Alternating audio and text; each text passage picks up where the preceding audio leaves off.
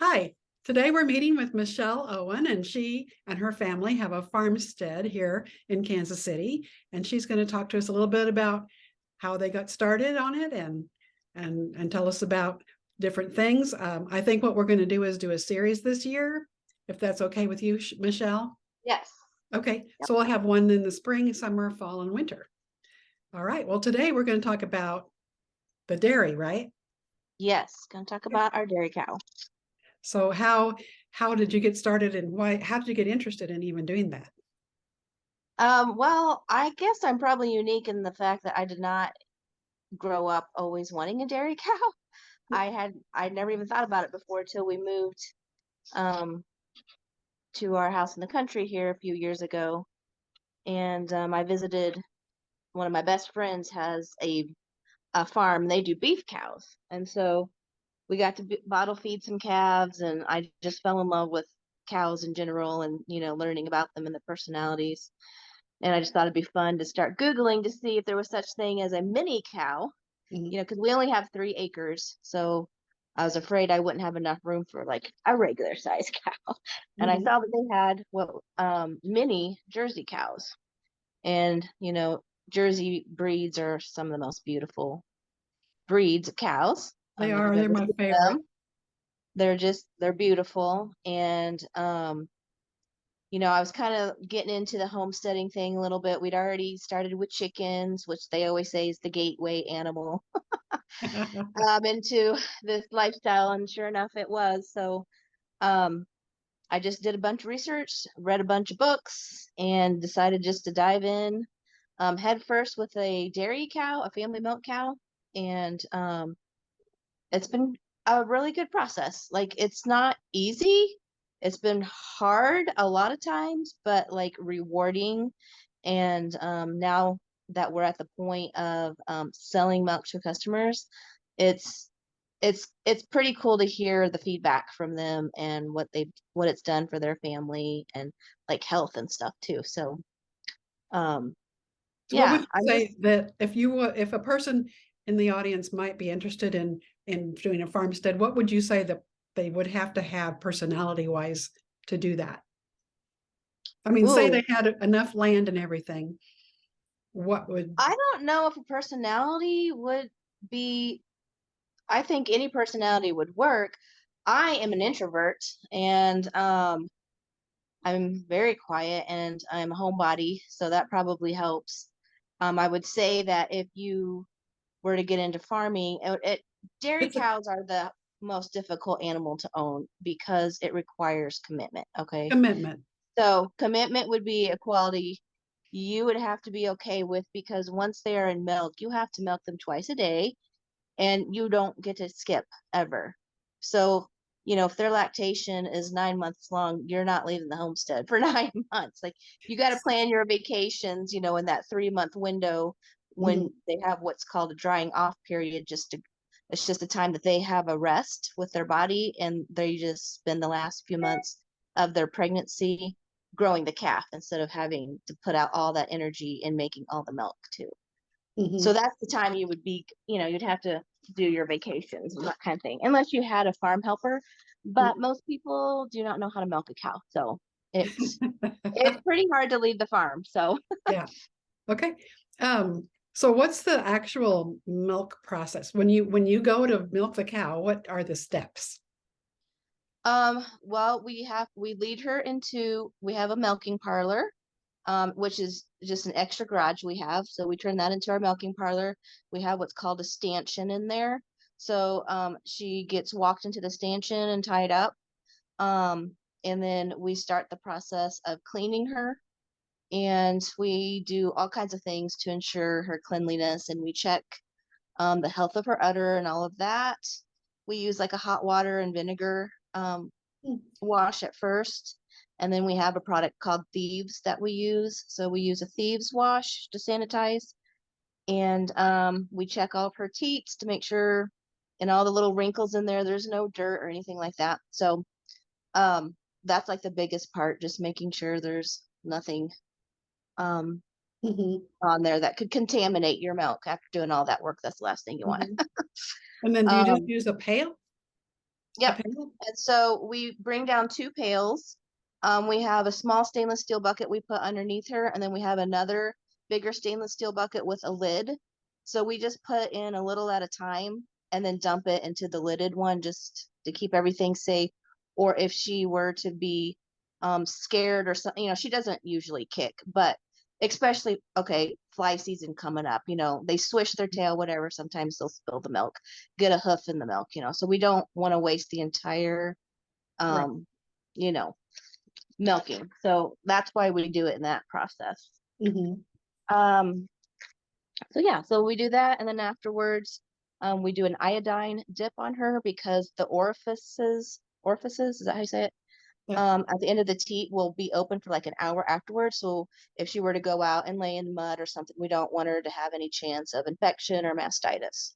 So since it takes a while for those to close back up, she has an iodine dip on I to wonder keep if her they had healthy. that back in the 1890s. I don't know. Probably not.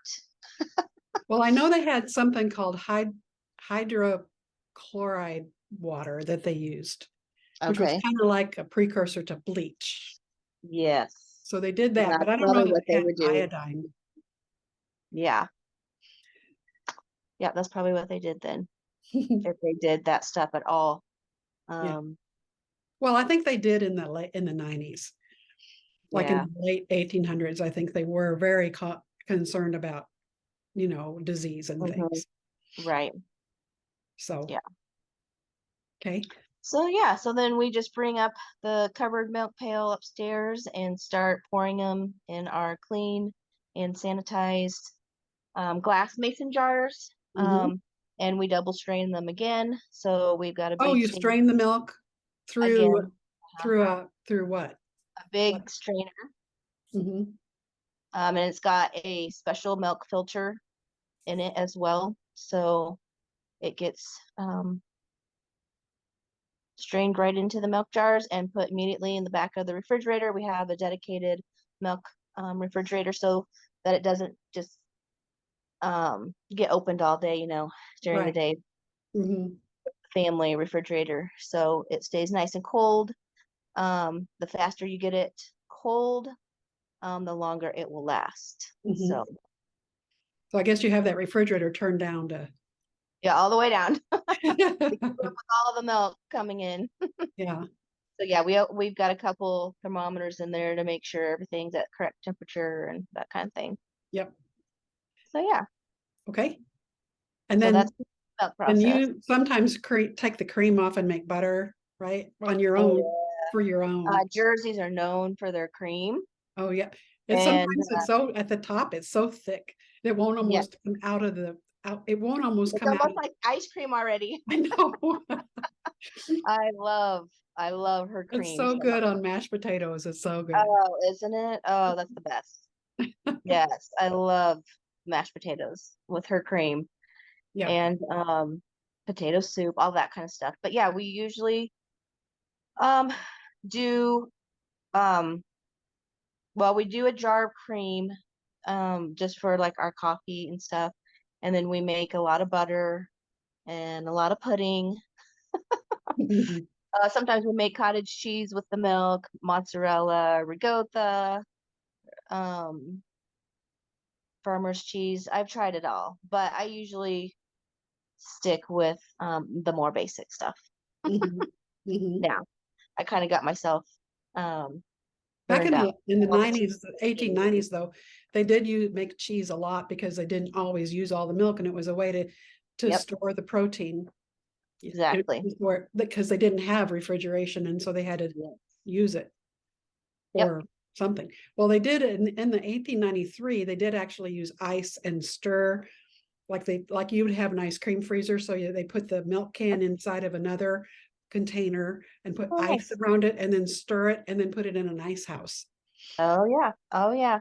So, but they didn't have, Understood. electricity and stuff like that. Right. Yeah. So, No, let's see, what was my next question on that list that you I had? think the A2 thing. Okay. What is A2 milk? Well, it has to do with beta casein. There's two different beta caseins in milk. Well, there's two proteins in milk. There's whey, which is about 20% of the milk, and then the beta casein, which is about 80% of the milk. And that's going to be either A1 or A2. Back in the old days, most cows were A2, that protein. But over the years, it has been genetically mutated. And so there's a lot of cows now that are A1, which is still okay. But a lot of people have a hard time with dairy, and it can be inflammatory and all that kind of stuff. So the A2 is just going back to like the old world genetics, and it just makes it more digestible. Let's see, I wrote down something. Okay, yeah, it said A2 is the same primary protein found in human milk. And because of this, A2 is most natural to the human body and more easily absorbed. So a Mhm. lot of people, I mean, I have a lot of customers personally too, so I know this to be true, who are lactose intolerant and have never been able to deal with any kind, process any kind of milk. And Mhm. they are absolutely fine and they feel great on our Maggie Moo's milk, which she Mhm. does have the A2. She's A2. So that it's just a Great. difference in proteins. Yeah, a lot of people don't know about that. Yeah. Um, do cows' hooves need to be trimmed or anything or maintained at all like horses? Yes and no. It just depends. We have a really good cow with really good genetics who keeps her feet trimmed herself. So that's an awesome thing. Um, but yeah, and it depends to where you have them. Like if you've ever been to our house, you'll see in the summer that we rotate them around our yard. And so there's times that they're on our gravel driveway, which we want and we do on purpose because if they're walking on gravel, that helps trim their nails naturally, their Mhm. hoofs. Mhm. So they'll break off and be all perfectly trimmed again. So yeah. But if they were to overgrow, yes, I would have to have a farrier out to do that. But it would be really hard to find one. Okay, There's not many people in Kansas City that have a family like a dairy cow. yeah. So it's hard to find people to come to do one cow. They want to go to the big beef herds and they do, they bring a big chute and they do all of these, Mhm. all Are there these any other things. like So, veterinary things that you have to do, like shots and things like that? we have not had to do that yet. Um, we have a vet come out after calving every year, usually to do, the burning of their horns when they're little Oh, calves. And then if we have a bull calf, castration. Thankfully, our bull calf this year is going, he's been sold to an awesome family oh, who's good. going to be keeping him as a bull. So we don't have to do that traumatic castration on him. Oh, So he'll good. get to have some girlfriends someday. Yeah. So that's Valentino, Valentino. born on Yeah. Valentine's Day with a big heart on his side. Yes, it was so perfect. I could not Yeah, believe that. I know. So cute. All right. So yeah, I did I answer everything you wanted on think that? so. I don't have that in front of me. Um, Uh, yeah, I think you just asked if they had any health requirements. mhm. Just depends. Okay. We've just been really lucky with Maggie, and she's been totally healthy. I will say that Jerseys are known for what's called milk fever and ketosis. So we do watch that and monitor that closely. Um, but that happens usually, the milk fever will usually happen right after calving, Mhm. and they have a problem with the calcium and they'll go down and won't be able to get up or use their Oh, muscles. They'll start trembling. oh, And so you have to do drenches and work very quickly so you don't lose them. So I'm always just really nervous around calving time because, it could always happen. oh, Thankfully, it has not with her yet. So, that's good. so those I would say for the health things for jerseys, that and mastitis too.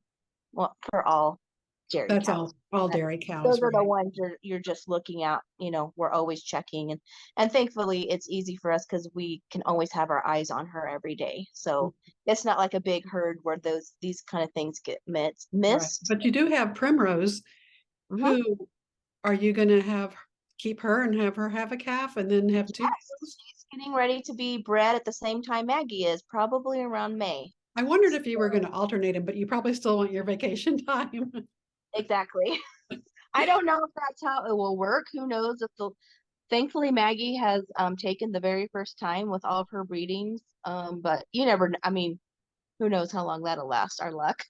Yeah. So it could still be off by a couple months. But my daughter, yeah, she's the one who does a lot of the outdoor chores. I milk at night with her, but she does the morning milking, and she's just like, I just need my break.